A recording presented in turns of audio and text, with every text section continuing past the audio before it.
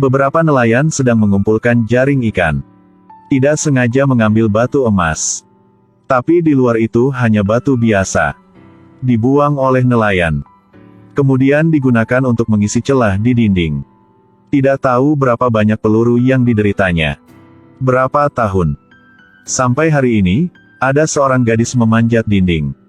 Menginjaknya tanpa alas kaki untuk mengintip pangeran berkuda. Dia dengan ceroboh jatuh ke tanah. Batu itu pecah dan emas di dalamnya terlihat. Dia dengan cepat mengambilnya. Gunakan pahat untuk memecahkan kulit terluar. Tapi tidak hati-hati membuka mulut botol. Tiba-tiba keluar asap merah. Membentuk bayangan hitam besar. Gadis itu pingsan di tempat. Bayangan itu menggunakan sihir untuk membangunkan gadis itu.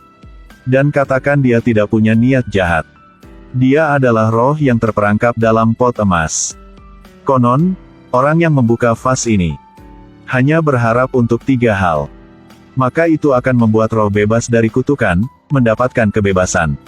Keinginan pertamanya adalah menjadi selir pangeran. Roh menekan minyak esensial ajaib pada tubuh. Lalu berikan padanya untuk dioleskan ke tubuhnya. Lalu pergi ke sisi pangeran menggumamkan nama gadis itu. Ketika pangeran bertemu dengannya, rasanya seperti dipukul oleh cinta. Gadis itu juga ingin menjadi seorang istri pangeran. Tapi ini membuat para selir lainnya cemburu. Karena dia ingin segera hamil anak pangeran. Dia meminta roh untuk permintaan kedua. Dan letakkan pot ajaib di tempat yang tidak ada yang tahu. Raja tersihir oleh ratu baru. Dia berpikir bahwa sang pangeran memiliki rencana untuk membuat pengkhianatan. Atas desakan ratu, raja diam-diam memindahkan pangeran ke kamp militer. Lalu biarkan penjaga mencekiknya untuk membunuhnya. Dan berurusan dengan semua orang di harem pangeran. Ketika roh mengetahuinya, dia pergi mencari gadis. Katakan padanya untuk segera berharap untuk hal ketiga. Sehingga dia bisa keluar dari toples, memiliki kebebasannya. Tapi setelah mendengar bahwa pangeran sudah mati, dia mengira itu adalah roh yang selalu berbohong padanya. Jadi dia marah dan lari dari pintu belakang. Tapi begitu dia keluar, dia ditangkap oleh penjaga. Memasukkannya ke dalam tas dan membuangnya ke laut. Roh tidak dapat memenuhi keinginannya yang ketiga.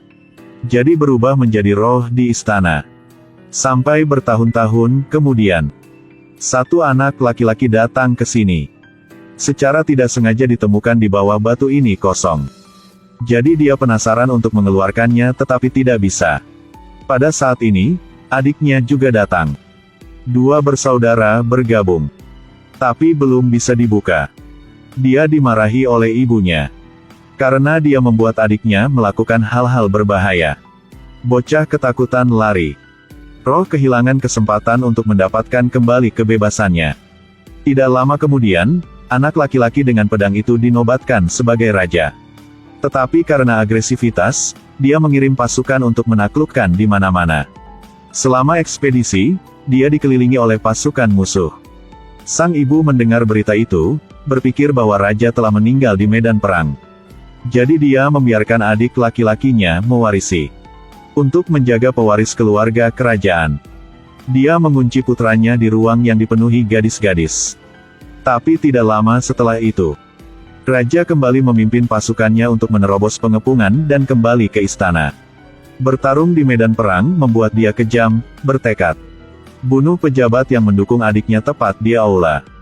Tapi ketika dia membuka kamar yang mengunci adiknya, dia menemukan bahwa adiknya dikelilingi oleh nafsu.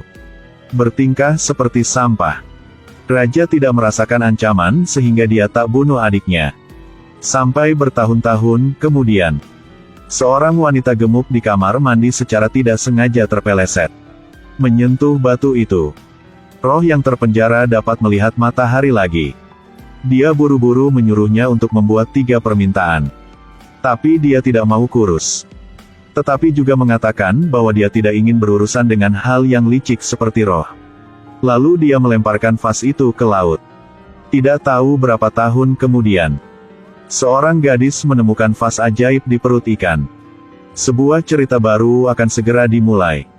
Ini adalah ikan besar yang hidup di dasar laut. Wanita itu menggunakan pisau untuk memotongnya. Tiba-tiba, sebuah vas jatuh dari dalam. Dia dengan cermat menyeka kotor di luar. Dia awalnya bermaksud menggunakannya untuk menjual uang. Tanpa diduga saat toples dibuka, tiba-tiba roh hitam muncul. Sekarang roh harus memenuhi 3 permintaannya. Tapi dia tidak terburu-buru untuk membuat permintaan. Tapi tunjukkan penemuannya kepada roh. Perangkat untuk melihat gambar secara manual. Mengejutkan roh. Tanpa diduga tidur selama 300 tahun. Dunia ini, selain sihir, memiliki keajaiban seperti itu. Kemudian roh itu melihat penemuan lain. Yang harus dia lakukan adalah menekan tombol power. Itu segera berakselerasi dan berputar dengan cepat, secara bertahap terbang ke atas. Ini adalah sumber teori pertama untuk bisa terbang ke langit. Tapi sayangnya dia hanya perempuan. Di zaman dulu tidak bisa belajar dengan baik. Jika tidak, pencapaiannya bahkan bisa melampaui Einstein. Jadi keinginan pertamanya adalah keinginan untuk belajar lebih banyak pengetahuan. Untuk membuka matanya, roh menemukan berbagai jenis bukunya. Ada buku sejarah, filsafat, matematika, astronomi. Setiap malam dia menyalakan lampu sampai larut untuk membaca. Jelas dia tidak bisa membaca semua pengetahuan ini. Roh telah menemukan cara untuk belajar lebih cepat.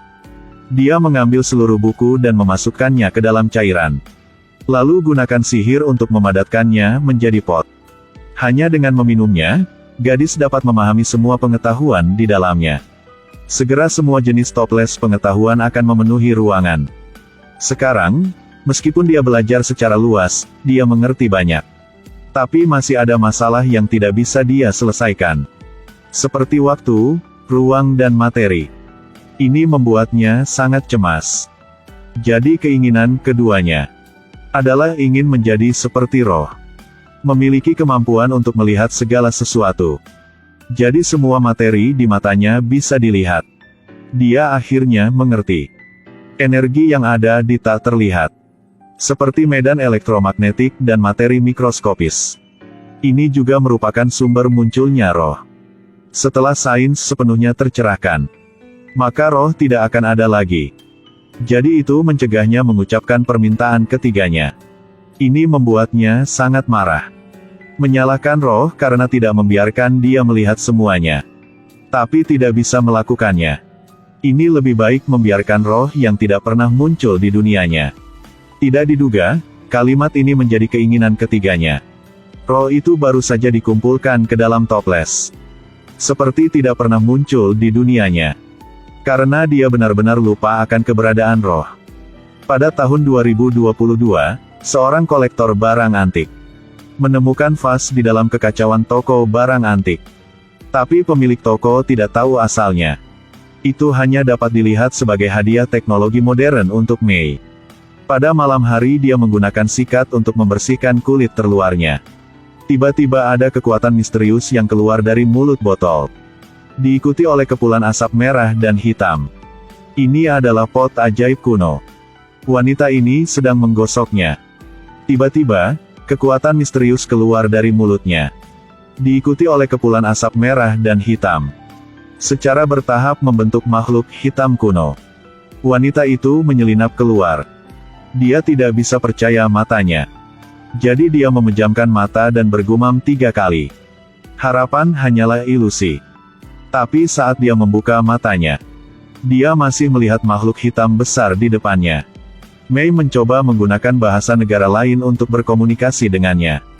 Seperti yang diharapkan ketika dia menggunakan bahasa Yunani kuno. Dia mendengar kata-katanya. Lihat itu sebagai hadiah. Roh mengabulkan 3 permintaannya. Lalu mengusapkan tangannya ke rak buku. Dan menyedot pengetahuan di komputer. Segera pelajari bahasa modern dan kebiasaan hidup. Ternyata dia pernah menjadi rombongan di sebelah Ratu Yunani kuno. Karena dia tidak sengaja melihat rahasia ratu. Jadi dikunci dalam pot emas oleh penyihir. Kapan dia akan mengabulkan 3 permintaan orang yang lepaskan? Baru bisa menghilangkan mantranya. Katanya Mei cepat berharap 3 hal. Agar dia bisa segera mendapatkan kembali kebebasannya.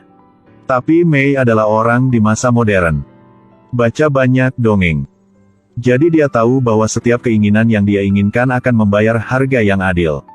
Dia merasa sangat baik sekarang. Dia tidak ingin menjadi sasaran kendala yang tidak perlu. Jadi Mei bertanya kepadanya bagaimana jika dia punya keinginan. Roh itu menceritakan kisahnya dari 3000 tahun yang lalu hingga Mei menderita kesendirian dalam fase. Menderita dalam kekalahan. Mei juga bersimpati dengan apa yang harus dia lalui. Pikirkan penyesalan dalam hidupnya. Mei mengatakan keinginan pertamanya. Jadilah pacarku. Aku harap kamu bisa mencintaiku sebagai balasannya. Roh itu terkejut bahwa dia memiliki pemikiran ini. Tapi hanya ragu sesaat. Akhirnya menyetujui permintaan Mei. Hari-hari bahagia tidak lama. Roh tidak tahan dengan hiruk-pikuk kota. Karena indera dia sangat sensitif.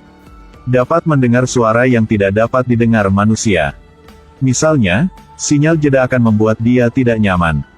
Tapi roh tetap berusaha menahannya. Menemukan cara untuk berintegrasi ke dalam masyarakat manusia. Dengarkan melodi yang bagus. Semuanya tampaknya berjalan ke arah yang baik. Pada akhirnya, apa yang harus datang akan datang. Hari ini, Mei menemukan bahwa ada bubuk pada roh di mana-mana di rumah. Dia meletakkan tangannya di bahunya. Tetapi menemukan tubuh roh itu perlahan menghilang. Roh tidak ingin Mei melihatnya seperti ini. Berpura-pura tidak apa-apa dan pergi. Tapi Mei masih memperhatikan tekstur tubuh roh. Tidak mampu beradaptasi dengan lingkungan sosial saat ini. Jadi keinginan keduanya adalah harapan bahwa roh dapat kembali ke dunia miliknya. Tepat saat dia mengatakan itu, toples segel roh pecah. Akhirnya, roh mendapatkan kebebasan yang dia inginkan. Tapi tidak bisa menahan diri untuk meninggalkan orang yang dia cintai. Di hari terakhir, Mei terbaring di pangkuan roh. Lihat tubuhnya perlahan menghilang. Ini mungkin terakhir kali mereka saling berpelukan. Hari setelah roh pergi, Mei dengan rapi mengatur barang-barangnya. Meninggalkan tempat yang menyakitkan ini sendirian. Dia menaruh semua nostalgianya di buku hariannya. Catat semua kenangan mereka berdua. Hari ini seperti setiap hari dia berjalan di taman. Melihat sosok yang akrab di dekatnya. Dia menutup matanya dan bergumam 3 kali. Seperti pertama kali mereka bertemu. Saat dia membuka matanya, roh telah datang sebelum dia. Atau mungkin keinginan ketiga dia telah terpenuhi. Atau Tuhan merasa kasihan pada mereka. Tapi tidak peduli bagaimana. Cinta mereka juga memiliki akhir yang sempurna.